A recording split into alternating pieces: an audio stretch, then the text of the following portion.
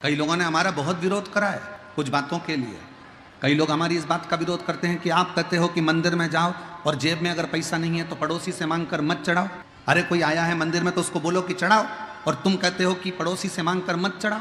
तुम्हें तो कहना चाहिए कि मंदिर गए हो, तीर्थ में गए हो, तो भले तुम्हारे पास पैसा नहीं है तो दूसरे से मांग कर चढ़ाओ पर चढ़ाओ। हमारा इस बात का विरोध हुआ लोगों का, खूब विरोध करा लोगों ने कि तुम्हें सोच समझ के बोलना चाहिए कथा में। तो हमने कहा हम गलत नहीं बोले। शिव महापुराण में भगवान शंकर की कथा में स्वयं भगवान शंकर ने विश्वनाथ की धरा पर पवित्र नंदन वन में भगवान शंकर ने पार्वती से कहा था, पार्वती अगर तुम्हारे पास में कोई पुष्प है तो समर्पित करो, तुम्हारे पास में अक्षत का दाना है तो समर्पित करो, तुम्हारा खुद का जल है घर से लाई हो समर्पित करो, तुम्हारे पास अगर कुछ है तो दो, दूसरे से मांग कर नहीं। क्यों?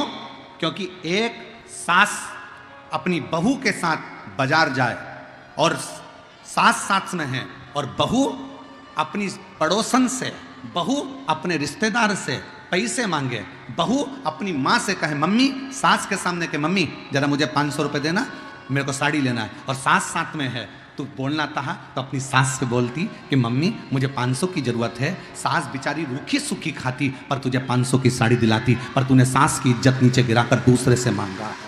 तूने सास की इज्जत नीचे गिराकर दूसरे से मांगा है, सहेली से मांगा है। परमात्मा कहते हैं सुनो पार्वती, जो मेरे पास में आए उसके पास में हो तो दे, नहीं है तो वो ना दे।